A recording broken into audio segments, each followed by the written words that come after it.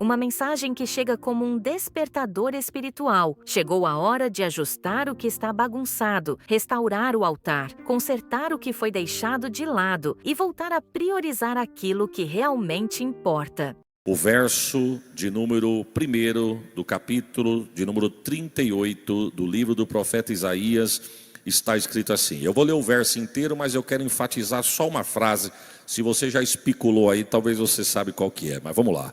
Diz assim: naqueles dias, Ezequias adoeceu de uma enfermidade mortal, e veio a ele Isaías, filho de Amós, o profeta, e lhe disse: assim diz o Senhor, coloca a tua casa em ordem. A parte final do texto nós não quer não, que diz, porque morrerás e não viverás. Eu quero ficar só com esta frase final, parte dela que diz, coloca a tua casa em ordem. Vamos no 3? 3. Pode tomar assento, fica tranquilo que vai dar tudo certo, viu, irmãos?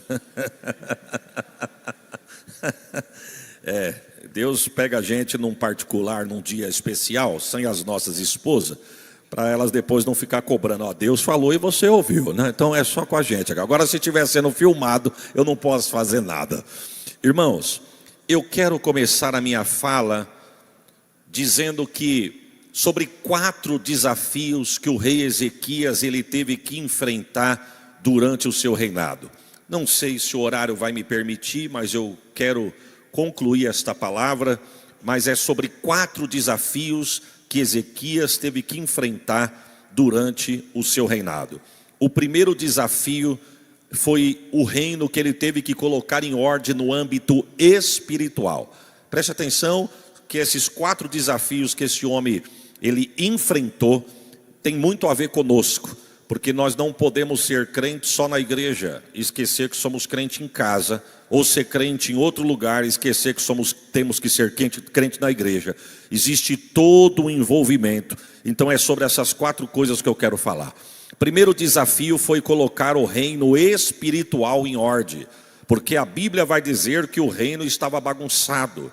Quando ele assume o trono, o seu pai foi Acás. Acás, a Bíblia diz que teve um título horrível. A Bíblia diz que ele fez o que parecia mal aos olhos do Senhor.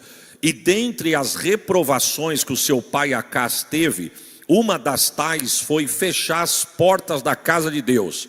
Acás se achou dono do templo, e ele manda fechar as portas do templo, e o texto vai dizer que ele coloca a casa de Deus do jeito que ele quer. Primeiro, fecha as portas do templo, mas o rei tem os sacerdotes e os profetas. Acás diz, pode mandar embora os sacerdotes e os profetas, manda embora os sacerdotes e os levitas, porque a casa de Deus vai ficar de porta fechada.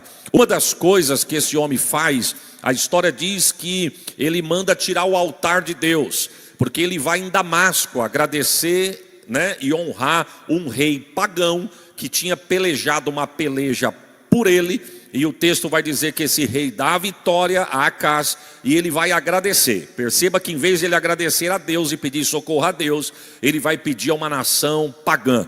E o texto diz que quando ele chega no reino daquele homem pagão, ele vê um altar que ele acha lindo, e ele manda tirar uma maquete, fazer um desenho, e ele diz assim, ó, eu quero que faça um desse igualzinho e leve lá para Judá. Alguém pergunta para ele, mas vai colocar onde isso aí? Dentro da casa de Deus. Mas os lugares, os utensílios da casa de Deus já estão ocupados. Onde coloca este altar? Só tira o altar de Deus e coloca o meu altar no lugar do altar de Deus. Então quando ele morre, eu não quero falar sobre ele, quando ele morre, Ezequias assume o reino, e o reino está nessas condições. A primeira coisa que Ezequias faz depois da coroação a rei, diz o texto que ele fala assim, ó, eu quero ir para a casa de Deus. Alguém diz assim, mas a casa de Deus está com as portas fechadas, porque teu pai mandou fechar. Ele disse, se meu pai mandou fechar, eu quero que abra as portas da casa de Deus, porque porta da casa de Deus não é para estar fechada, a porta da casa de Deus é para estar aberta.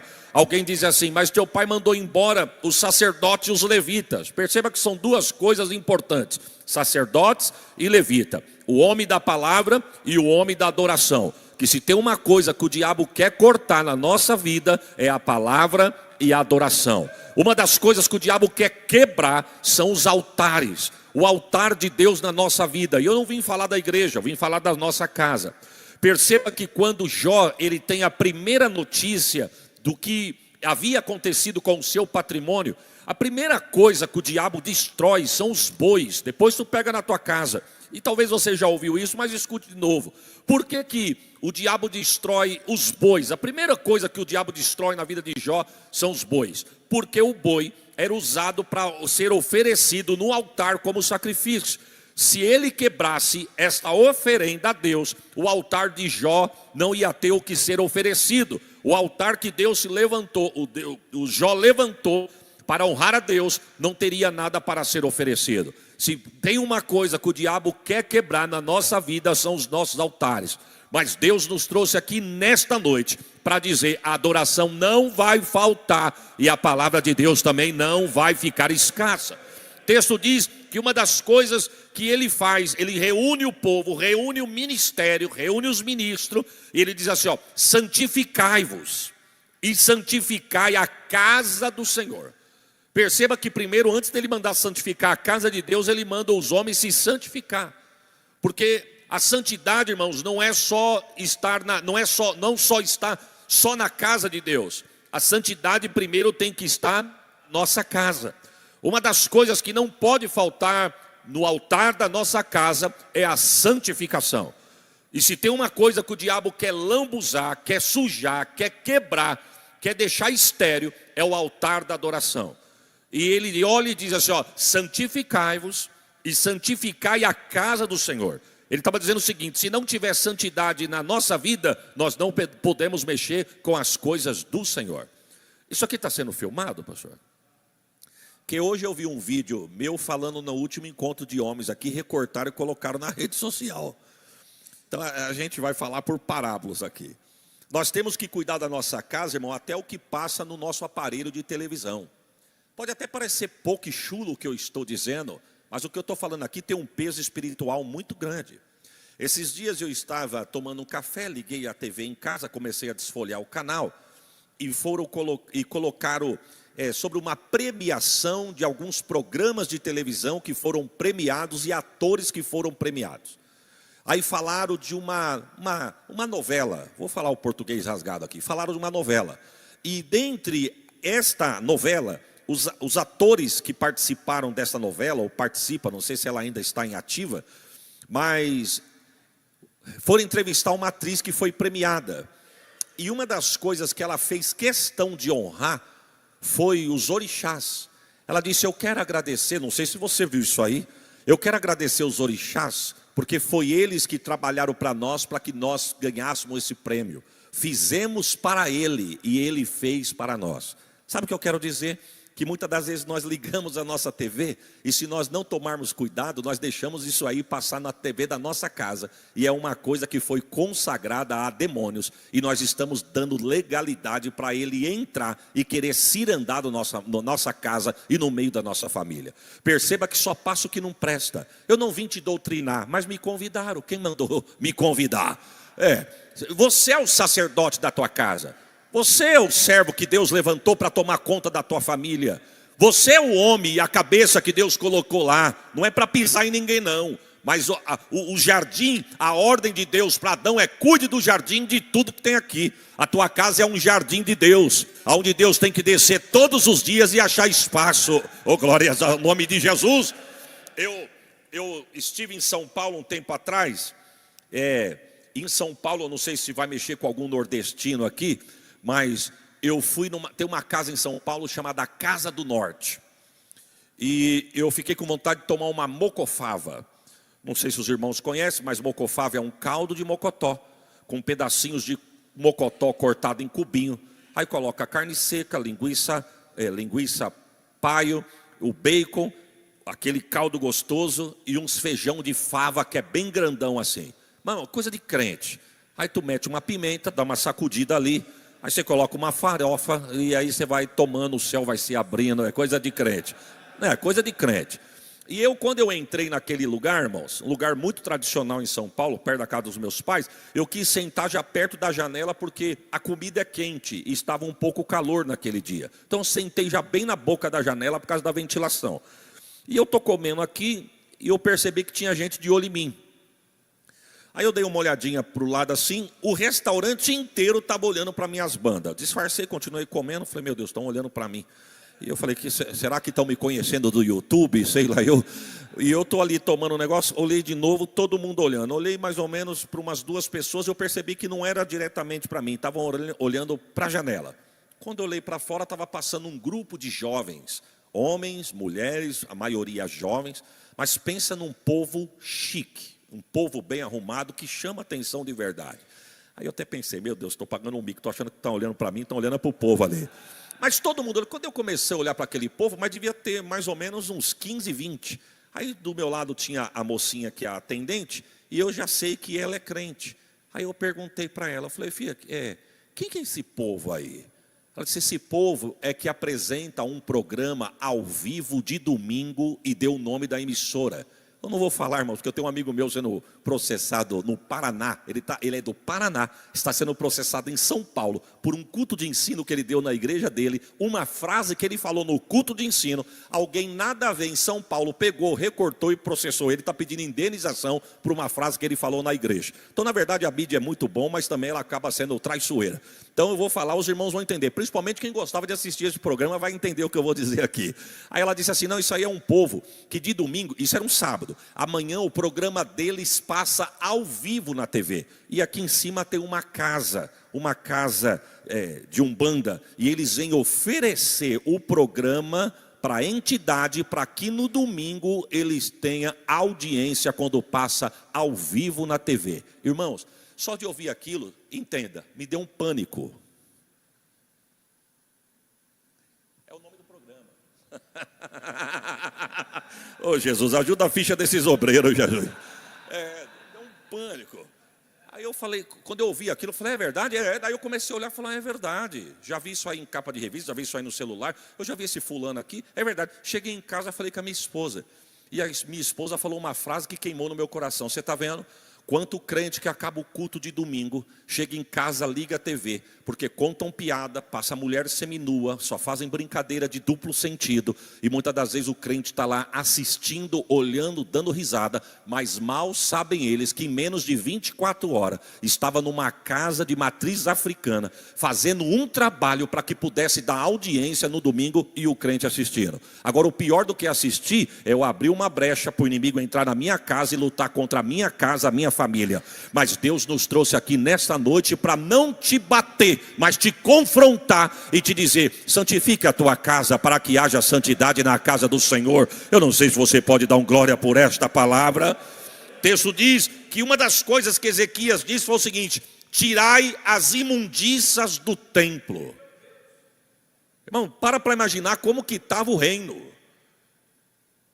Deus na boca de Ezequias disse, uma das coisas que Deus quer é que as imundícias sejam tiradas de dentro do templo, para que Deus aceite, receba a adoração deste lugar.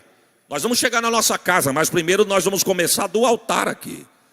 Deus está, irmãos, eu tenho 47 anos de vida, eu fiz terça-feira da semana passada. Eu nasci na igreja. Eu nunca vi momentos que, talvez quem tem tempo de fé aqui mais do que eu, sabe o que eu vou dizer.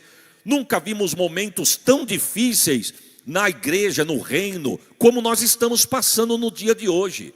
Agora a pergunta é, Deus mudou? Deus não mudou, quem mudou fomos nós.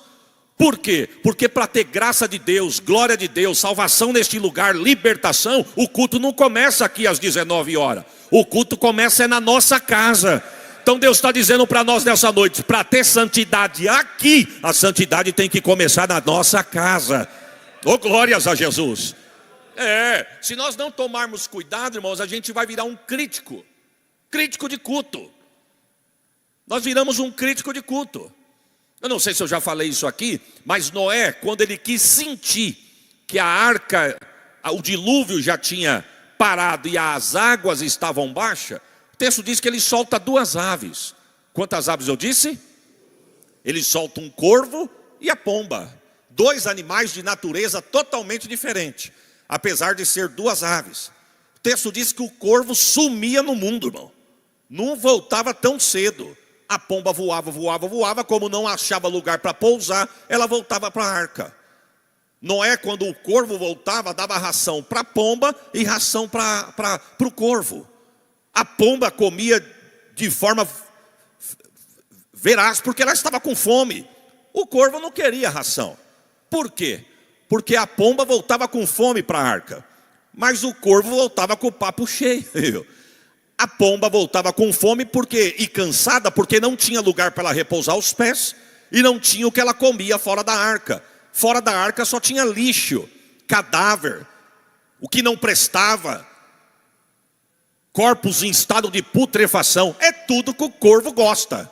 A pomba não. A pomba cansava, voltava para a arca e o corvo sumia. E quando os dois voltavam, a pomba comia o que Noé dava. Agora o corvo não queria comer porque estava com o papo cheio. A igreja é a mesma coisa, irmãos. Se nós não tomarmos cuidado, a gente chega nesse ambiente já sem fome, porque é na nossa casa que nós enche o papo do que não presta. E aí a gente chega aqui e quer criticar o culto, quer criticar que a casa não é igual, quer criticar que Deus não está aqui. Queremos criticar que o irmão não tem unção para cantar, o outro não tem para pregar. Mas Deus está dizendo, nunca, desde que as portas estejam abertas, não vai faltar mesa posta e milagre nesse lugar, se tiver santificação. Oh, glórias ao nome de Jesus. Percebe, irmão, que ele começa a exigir dos ministros, dos homens que trabalhavam no reino, duas classes que ele começou a exigir dos ministros, o do louvor e a da palavra. Porque para Deus fazer e a palavra surgir efeito, tem que ter a santificação, e é nessas duas áreas. Não adianta, com todo respeito, quem canta, não é esse o objetivo, mas não adianta cantar bem, mas a voz não passar do teto e não atingir o trono. Voz bonita não quer dizer nada. Voz bonita agrada ao ouvido de homem, mas nem sempre alcança o coração de Deus. Não adianta tocar bem se a minha mão não estiver santificada. Não adianta eu vir aqui rotar versículo, falar de exegese, de grego, de hebraico, de aramaico, ter um conhecimento, mas não tiver graça de Deus. Eu posso falar do texto mais conhecido que for, mas se minha vida condizer com um altar, não fica parado aqui. Atinge o alvo, o céu se abre, a glória desce e Deus visita o ambiente. Mas não é aqui que começa, começa na nossa casa. Perceba que Deus exige dos ministros a santificação para a limpeza da casa, para que Deus pudesse voltar a agir no reino. E diz o texto que quando a porta da casa de Deus é aberta, foram 16 dias de faxina. Irmãos, 16 dias de tanto lixo que o pai dele entulhou dentro do templo. Foram 8 dias para colocar no lugar o que estava fora do lugar, e mais 8 dias para colocar no lixo o que era lixo. Mas diz o texto que depois que tudo isso acontece, um grande avivamento desce em Judá. Oh, glórias a Jesus. Só que aí vem o segundo desafio, irmãos. Vou dar uma notícia, os irmãos sabem, nunca foi fácil ser crente. Para uns é status hoje. Já fomos chamados de protestantes, depois de evangélico, de gospel, enfim. Cada um chama do jeito que quiser. Mas eu vou dar uma notícia, crente nunca foi fácil. Quanto mais nós nos dedicarmos a buscarmos a Deus, mais dardos vai vir contra a nossa vida, nossa casa, se nós não vigiarmos a nossa família. Por isso que nós, sacerdotes dos nossos lares, nós precisamos estar atentos e de pé. A Bíblia diz que o avivamento foi tão grande, mas alguém não ficou feliz. E você conhece o texto, eu não vou me prender nele. A Bíblia diz que Senaqueribe vem contra Judá e contra Ezequias. Só que a casa estava em ordem. E se a casa estiver em ordem, irmãos, o salmista vai dizer que 1000 cairão ao teu lado, 10.000 à tua direita, e tu não serás atingido. Às vezes o socorro que nós queremos não está aqui, por isso que o salmista vai dizer, eu elevo os meus olhos para os montes. Aí ele faz uma pergunta, de onde me virá o socorro? Mas ele sabe de onde vem. Ele vira e diz, o meu socorro vem do Senhor que fez os céus e fez a terra. Deus é nosso refúgio e fortaleza, socorro bem presente na hora da angústia, pelo que não temeremos. Se a nossa casa estiver em ordem, tiver sangue nos umbrais das portas e sangue nos umbrais da janela, irmão, fica tranquilo. A tua casa é do Senhor, a tua vida é do Senhor, a tua família é do Senhor e o mal não vai atingir a tua casa. Você crê nisso, irmãos? O texto diz que os príncipes de Senaqueribe olharam e disseram assim, olha o que eles falaram: vamos entrar nessa terra, vamos saquear o que nos interessa, queimar o que não presta e vamos destruir tudo que estiver aí. Ezequias fica empavorosa. Ezequias corre para o altar de Deus. E Deus usa a boca do profeta Isaías para dizer: fica tranquilo, eu conheço o teu inimigo. Eu conheço o levantar, eu conheço o assentar dele. Eu conheço os planos e os projetos dele. Eu sondo o que ele faz e as articulações dele dentro da recâmara dele. Eu conheço tudo. Aí Deus fala assim: não vai jogar um dardo dentro desta terra, não vai cair uma lança dentro deste território, uma flecha não vai atingir este solo, ele não lança a tranqueira dos muros para dentro, e o melhor é agora, pelo caminho que ele veio, ele vai voltar. Deus está dizendo para nós nesta noite: se o teu altar estiver de pé dentro da tua casa, não cai dardo dentro da tua casa, flecha dentro dos teus muros, o inimigo não joga tranqueira no meio da tua geração, e pelo caminho que ele veio, ele vai voltar. Você crê no poder desta palavra? Olha, irmão, se nós não cuidarmos da nossa casa, se nós não blindarmos os nossos lares, se nós não cuidarmos da nossa família, o prejuízo é inevitável. Eu louvo a Deus por esta atitude e esse trabalho dos irmãos. Que Deus em Cristo vos abençoe e que na verdade continue dando crescimento a este trabalho de suma importância. Porque muitas das vezes nós olhamos para as nossas esposas e achamos que muita coisa voga dela. Mas na verdade muita coisa voga de nós. Se nós não tomarmos cuidado com as nossas atitudes, irmãos, o prejuízo pode ser inevitável. Sabe o que eu quero dizer? Que nós damos um celular para os nossos filhos que custa mais do que 3 mil reais. E muitas das vezes tem muito filho de crente, de homem que está aqui nessa noite, quem sabe, que não tem uma Bíblia que o exemplar custa 100 reais. Demos um videogame que o valor está absurdo, de tão caro. Mas os nossos filhos não sabem falar o nome dos 12 apóstolos de Jesus. Quem que é o culpado disso, irmãos? Somos nós mesmos. Sabe por quê? A Bíblia diz que quando Abraão expulsa Agar e Ismael de casa, o texto diz que ela se afasta do filho, para não ver o filho morrer de sede. O texto diz que quando ela começa a chorar, porque a Bíblia diz que o filho já estava sem forças de tanta sede. O texto vai dizer que o anjo do Senhor se apresenta para Agar e diz: Agar, por que choras? E ela vai falar com Deus. Ela fala: Senhor, porque o meu filho está morrendo de sede e a água do odre acabou. Deus olhou para Agar e disse: não chores. Deus ouviu a oração do menino lá no lugar onde ele está prostrado. O menino deitou para morrer de sede, mas ele orou com a cara no chão, o corpo deitado. E o anjo não apareceu para falar para Agar: por causa do choro da mãe, eu vou socorrer o filho. Não, senhor, o anjo apareceu para a mãe por causa da oração do filho. E por causa da oração do filho, a Bíblia diz que quando ela levanta o olho e olha, do lado de Ismael, uma fonte se abre e começa a jorrar água. Sabe o que eu quero dizer? Não é nem do milagre. A pergunta é: quem foi que ensinou Ismael a orar? Sendo que a mãe era egípcia. Com certeza foi Abraão. E talvez ele não ensinou na prática. Vem orar aqui, menino. Não sei, pode ser. Mas quem sabe a atitude do pai fez o filho aprender. Uma pergunta e não precisa responder: quantas horas o teu filho vê você com o teu devocional com Deus?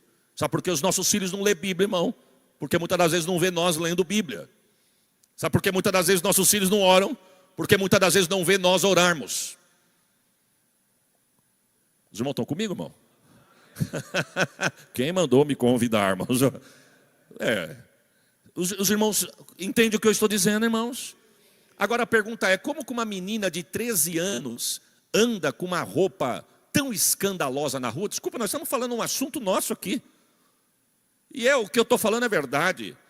Nós somos de uma geração onde as meninas de 15, 16 anos Parecia esse pedestal aí, ó. Mas hoje meninas de 9, 10 anos, o corpo já estão modelados. E isso prova cientificamente. Minha prima tem uma menininha, uma filhinha de 8 anos para 9 anos. O corpinho da menina começou a se desenhar. Ela ficou preocupada. Estou falando para adulto aqui, amém, irmãos? Ela ficou preocupada, falou, meu Deus, minha filha vai ficar mocinha. Minha filha tem 8 anos, 9 anos. Levou no médico. A médica olhou, examinou a menina e falou, ela vai ficar mesmo. Nós só tem um jeito de retardar isso. Nós atrasarmos os hormônios. Porque, por exemplo, um dos pratos que a sua filha gosta de comer, a minha prima disse, ela adora comer frango. Falou, pronto, é um alimento delicioso, mas rico no hormônio. Isso está avançando a maturidade das meninas. Eu tenho uma menina de 12 anos, irmãos, com todo respeito, é minha filha. Ela tem mais corpo que minha mulher, que tem 37 anos. Agora, você vai entender o que eu vou dizer. Uma menina de 12, 13 anos, com a cabeça de uma criança, mas o corpo de uma mulher, como que consegue sair numa rua com um short escandaloso, uma roupa escandalosa, aonde os homens vão cobiçar uma criança? Aonde? Sendo que ela não trabalha. É porque nós, como sacerdote das nossas casas, se nós não vigiarmos, é nós que patrocinamos isso, irmãos. Mas Deus está dizendo nessa noite, santidade tem que ter na casa de Deus, mas santidade, oh glória, tem que ter na nossa casa. A nossa casa tem que ser blindada. E Deus te levantou e te constituiu uma família para você cuidar. Se nós não cuidarmos, a serpente entra. Se nós não cuidarmos, a serpente conversa. Se nós não cuidarmos, a serpente vai assediar. E quando a gente vai ver, é tarde. Mas eu venho debaixo desta palavra profetizar. É na tua e na minha, na tua casa e na minha, na tua família e na minha. Contra a nossa casa, ele não lança uma tranqueira, porque a nossa casa e a nossa família é do Senhor. Você acredita nisso, irmãos? Primeira dificuldade do reino foi ele colocar o reino de âmbito espiritual em ordem. O segundo foi defender o reino contra os ataques do inimigo. Os ataques são frequentes, irmãos. Não sei se os irmãos já ouviram falando isso em rede social, ou quem sabe eu já falei até aqui, não sei, mas se eu falei eu vou falar de novo. Eu tenho uma prima minha que mora aqui na cidade de Tambaú, próximo ali a Porto Ferreira, aquele miolo ali.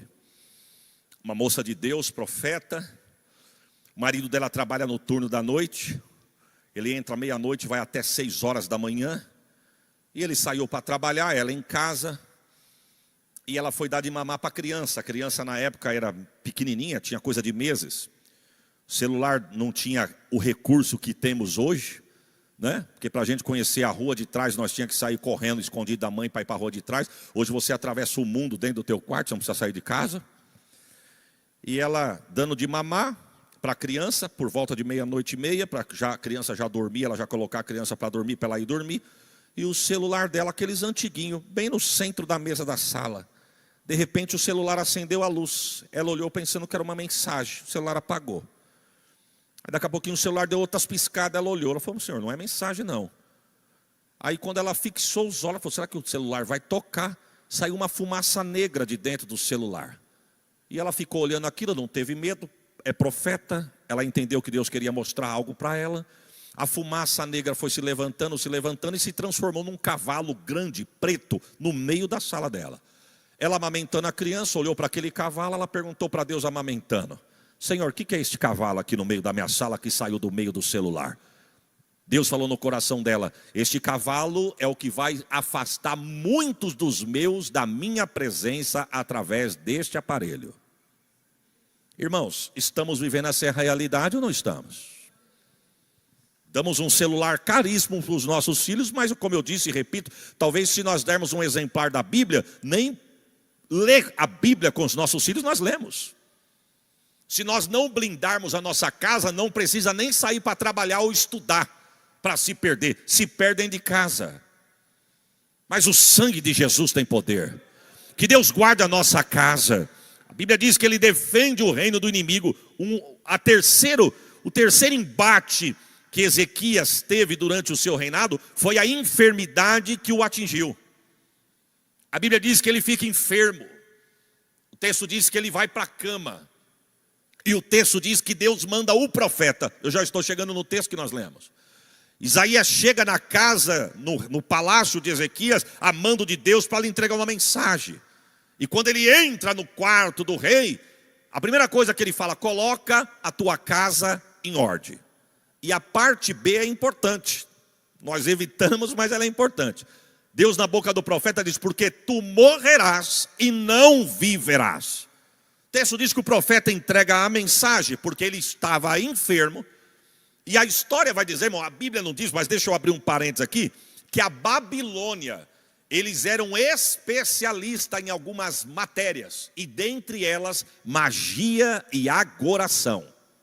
Se um dia Deus permitir me trazer novamente aqui nesta casa, eu gostaria de pregar sobre Daniel, Sadraque, Misaque e Abidnego lá na Babilônia. Capítulo de número 1 do profeta Daniel vai dizer as coisas que o rei da Babilônia exigia, que todos que viessem e foram tragos da guerra, os que eram para ficar no palácio, o que ele exigia.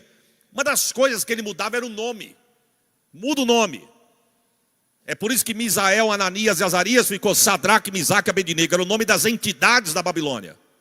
Outra coisa que eles mandou ensinar: ensine magia e agoração. A terra da Babilônia era uma terra de agoreiro, uma terra de feiticeiro. A história diz que quando Ezequias está doente em cima da cama, 200 feiticeiros de manhã e 200 à tarde se posicionavam na beira do mar, erguiam a mão para ajudar e começavam a cantar: morre Ezequias, morre Ezequias, morre Ezequias, morre Ezequias. 1 hora de manhã e 1 hora no fim da tarde, levanta a mão e diz: vai morrer Ezequias, vai morrer Ezequias, vai morrer Ezequias. E a enfermidade era para a morte mesmo. Mas quando o profeta chega na casa do rei e diz: coloca a tua casa em ordem, porque tu vai morrer e não vai viver, já tinha sido decretado. E o diabo cantando lá do outro lado. E não é porque o diabo ia vencer, é porque era para a morte a enfermidade. Mas o texto diz que quando o profeta está indo embora, Ezequias vira para a parede e vai falar com Deus. Uma das coisas que ele puxa para Deus é o saldo dele. E se Deus puxasse o nosso saldo hoje aqui, irmãos? Como é que está o nosso saldo aqui, espiritualmente falando? Não estou falando bancário, não. Quem sabe nós, nessa noite, se o nosso saldo fosse puxado, qual seria a nossa reserva? Como é que está a nossa reserva diante de Deus, irmãos? Como é que nós estamos? Uma das coisas que José falou para Faraó: você quer prosperar? Faça silo e armazém. Estoque muito, porque quando a adversidade chegar, você precisa ter saldo positivo. Irmão, se fosse para nós dobrar o joelho agora e pedir socorro para Deus agora, como é que está o nosso saldo diante de Deus? Será que nós íamos clamar e não ia ter resposta? Ou talvez íamos ser que nem Elias: eu quero que não chova e nem caia orvalho, segundo a minha palavra. Deus diz: o saldo dele é positivo, pode fechar as comportas aí. Como é que está o nosso saldo? O texto diz que ele vira para a parede e vai orar. Primeira coisa que ele puxa para Deus foi o que ele fez. Foi quem foi ele. Senhor, lembra do que eu fiz para ti no reino. Foi trabalhoso, Senhor, mas eu coloquei a tua casa em ordem. Foi trabalhoso, mas eu cuidei da tua casa. Foi trabalhoso, mas eu trouxe de volta o sacerdote e os levitas. Foi trabalhoso, mas eu restituí a adoração no reino. Foi trabalhoso, mas eu tenho cuidado da minha família e cuidado da minha casa. Eu tenho andado íntegro diante de ti. Como é que nós estamos adiante de Deus, irmãos? O texto diz que o profeta está no pátio. Deus fala para ele: volta lá e entrega uma mensagem para o rei. O texto diz que ele volta e o rei chorando. Ele entra no quarto de novo e diz: rei. Quando ele olha para o rei diz: Deus mandou entregar uma palavra para você. Ah, você está curado agora. E daqui 3 dias, tu está no templo novamente adorando o Deus de Judá. Mas sabe de uma coisa, irmão? Ezequias olhou e falou: qual que é a garantia? Irmão, o camarada está jurado de morte. O profeta que profetizou a profecia não caía por terra na boca desse homem. Menos de 5 minutos, cancelou a profecia? Falou: não, eu quero uma garantia. Isaías disse: que garantia? Eu quero uma garantia. Como que eu vou saber se o que você está falando vai acontecer na minha vida? Sabe o que ele está dizendo? Prova e me dá um sinal que é verdade esta palavra e que a garantia é que daqui 3 dias eu estou no templo novamente. Eu quero uma garantia forte. O profeta vai na veia, irmão. O profeta fala assim: você quer que o sol se antecipe 10 graus? Sabe o que ele está dizendo? Quer que Deus dá uma acelerada no universo? Ou quer que Deus dá uma marcha ré e volta 10 graus? Pega o texto é fantástico.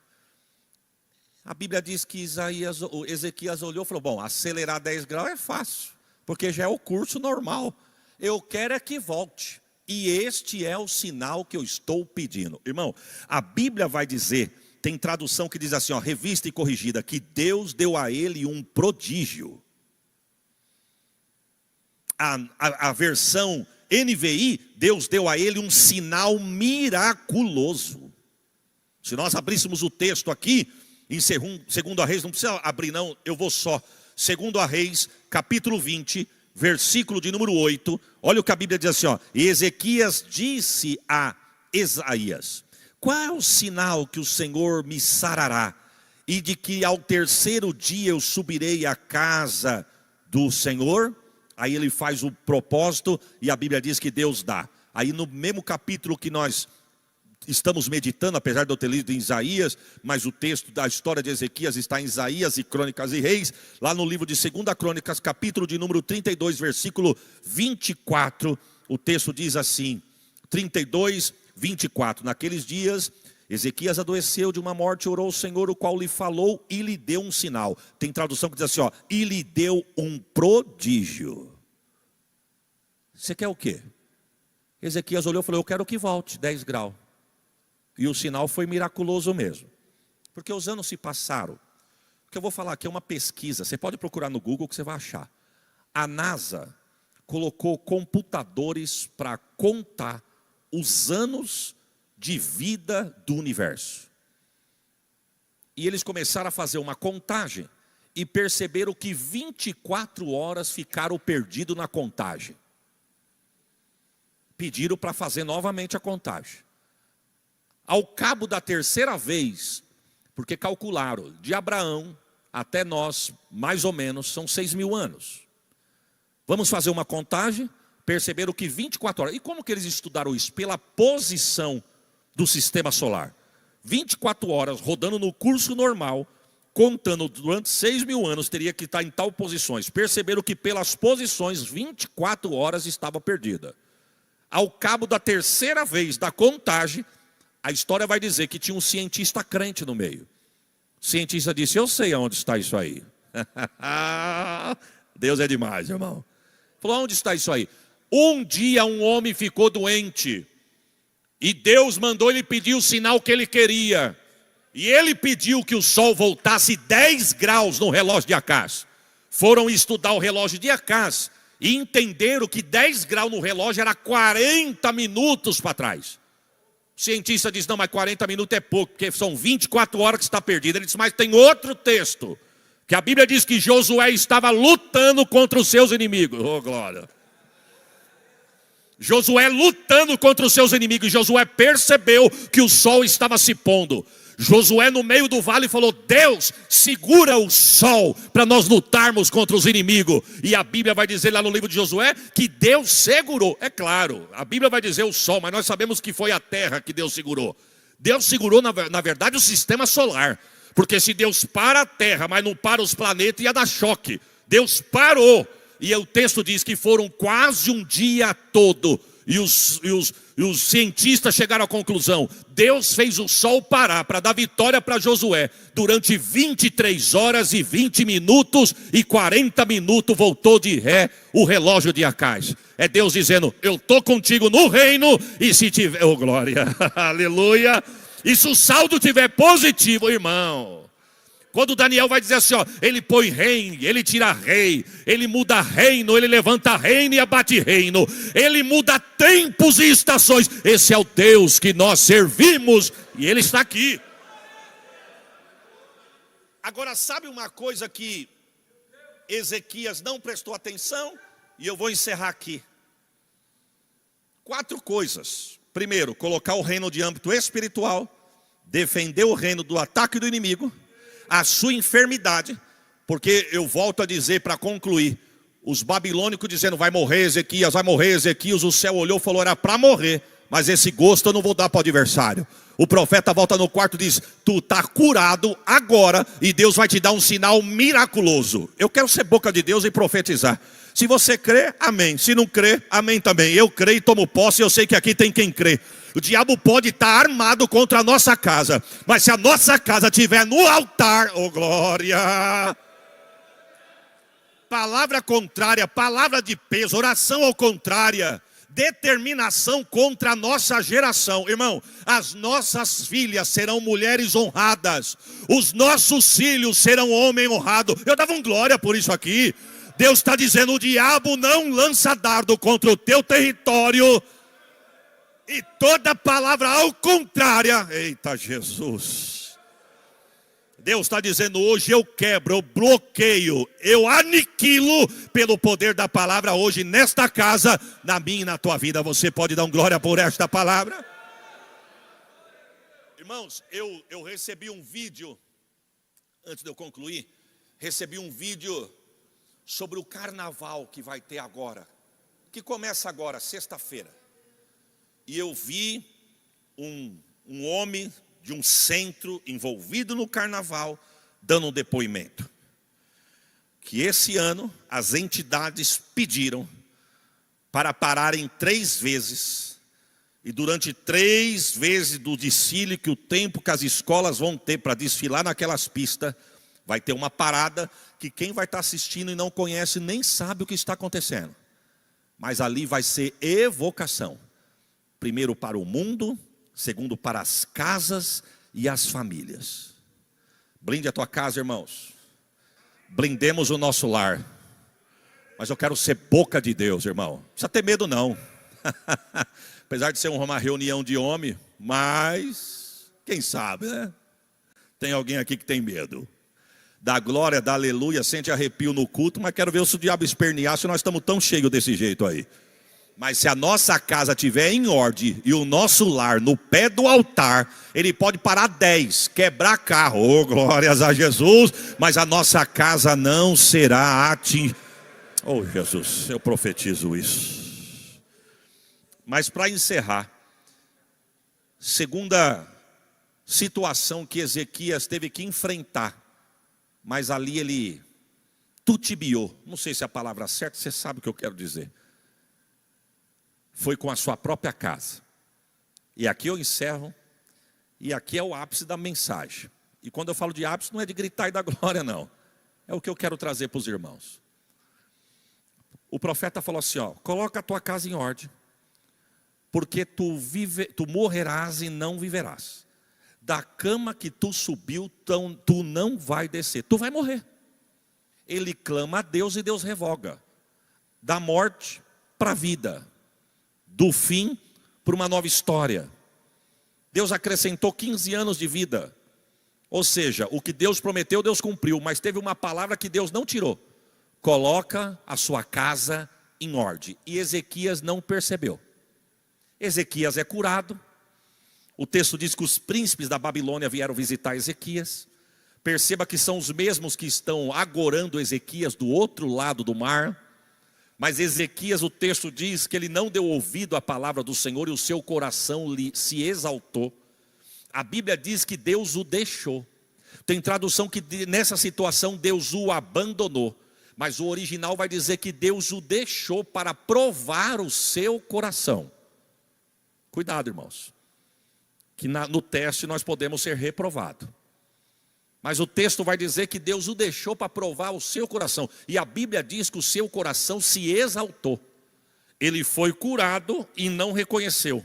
Quando os príncipes da Babilônia vieram agradecer e parabenizá-lo pela cura, o texto diz que ele estava tão feliz que ele abriu a porta do reino e mostrou o seu tesouro para os príncipes da Babilônia. Ele abriu a porta da sua casa e mostrou o seu tesouro para o inimigo. Guarda o que Deus tem te dado, meu irmão. O texto vai dizer que quando aqueles homens vão embora, o profeta chega na casa do rei e diz: rei, quem são esses homens que te visitaram agora? O rei, pega o texto. O rei tentou dar uma ajeitada. Foram uns amigos meus que vieram de terras distantes, recebi eles aqui em casa. Mas o profeta falou: mas é eles mesmo que eu quero saber. Quem são esses homens e de que terra que são? O rei percebeu que era Deus na boca do profeta, diz: são os príncipes da Babilônia.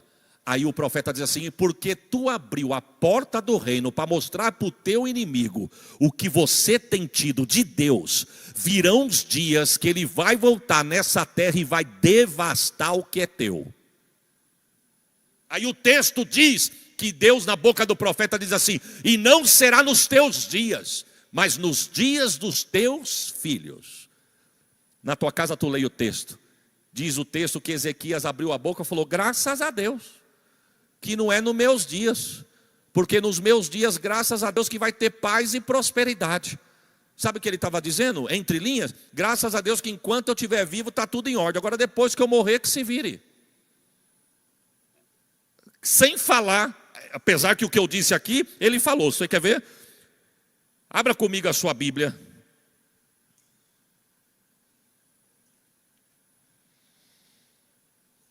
Segundo a Reis 20. Eu vou lendo para nós ganharmos tempo. Verso 19. Então disse Ezequias a Isaías: boa é a palavra que disseste. Disse mais: não haverá no meu tempo, pois os meus dias vai ter verdade e paz.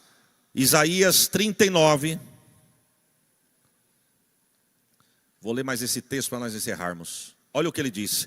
Isaías 39, versículo de número 8, ele diz assim: então disse Ezequias a Isaías: boa é a palavra do Senhor que disseste. Disse mais: porque no meu reinado só vai haver paz e verdade nos meus dias. Sabe o que ele está falando? Bom, graças a Deus que quando eu viver, não vai acontecer nada. Não aconteceu nada, mas a geração dele ficou. E eu quero encerrar sem agitar as águas, porque as águas já estão agitadas. Eu não quero vir aqui fazer movimento sensacionalista para dizer: meu Deus, o pastor pregou e ele é cheio de fogo. Não adianta ter fogo e não ter conserto, meu irmão. Só pode ter fogo aonde tem conserto. E Deus nos trouxe aqui nesta noite para dizer para nós todos: coloquemos a nossa casa em ordem. Não adianta nós vivermos um tempo de prosperidade e paz e nós estarmos plantando para a nossa geração colher. O que nós temos deixado escrito para a nossa geração, irmãos. E geração que eu estou dizendo não é a casa dos outros, não, é a nossa casa mesmo.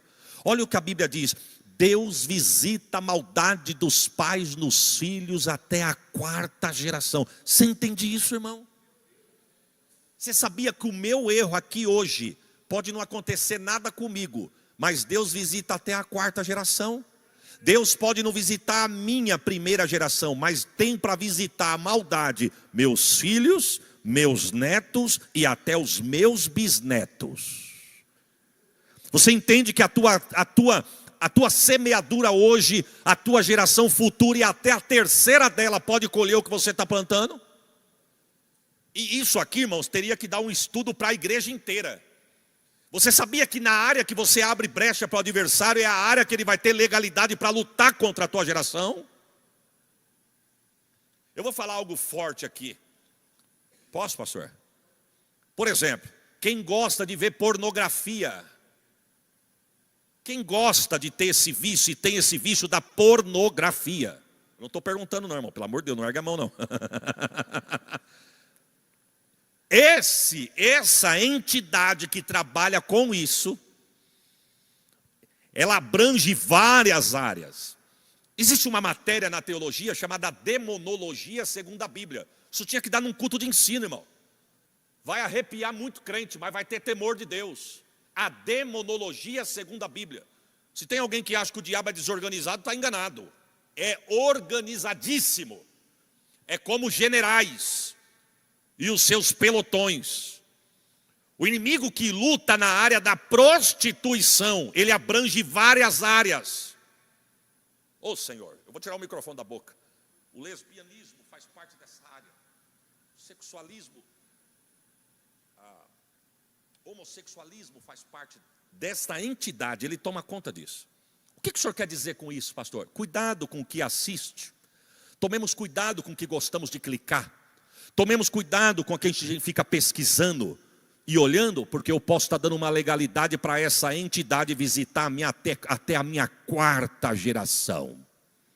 Se você não acredita, não joga fora. Guarda na prateleira e vai estudar. que você vai entender o peso do que eu estou dizendo. Existe uma entidade que luta com vício. Vício da bebida, do álcool, das drogas. É uma entidade.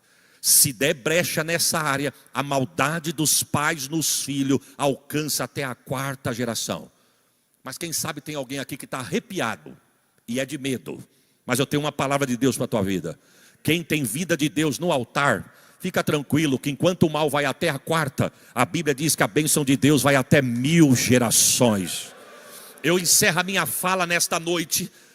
Não sei se eu volto mais para encontro de homens, mas se for para ter culto, se alegrar, bater pé e falar em línguas, vem de domingo. Deus nos trouxe aqui nesta noite para dizer, vamos colocar nossa casa em ordem. Demos mais valor nos de fora do que muitas das vezes no de dentro, meu irmão. Esses dias eu tenho muito cuidado com carro. Eu trabalhei muito tempo com venda de carro com o meu pai.